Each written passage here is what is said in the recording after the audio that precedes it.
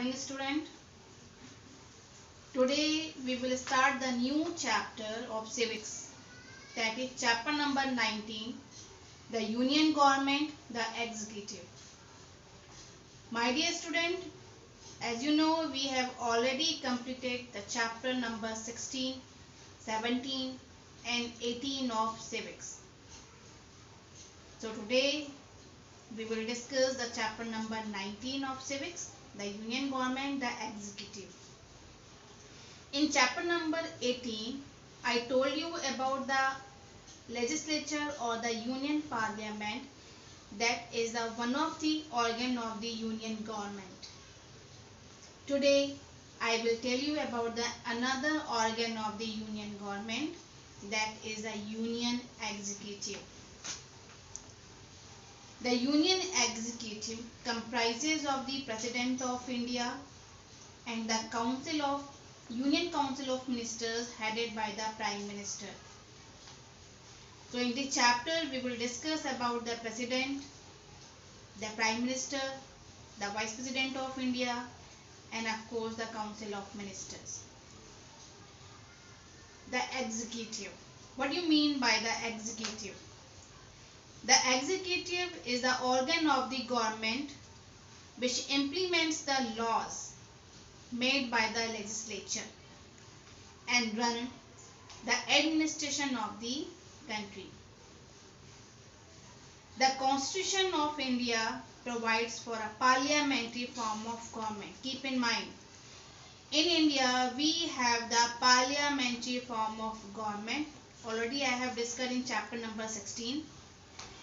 So there are two types of executive, the nominal executive and the real executive.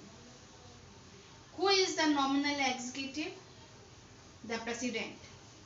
The President is the head of the state, but he is only a nominal head, nominal executive, that is in name only.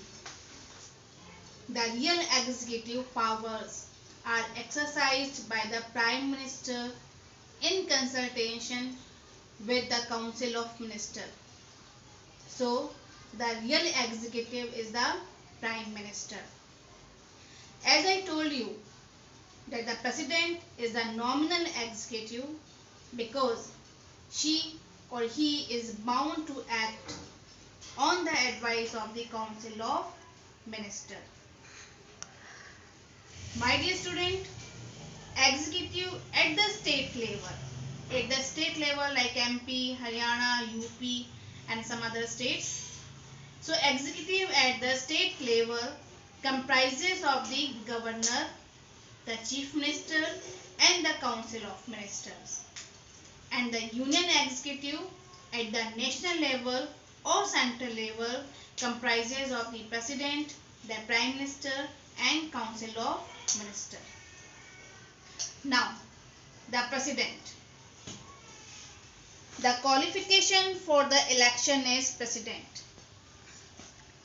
To contest for election to become the president of India, one must be a citizen of India. That is the first qualification to become the president.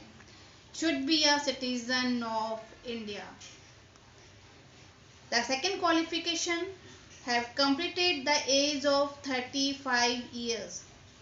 The 35 years of age is compulsory to become the president.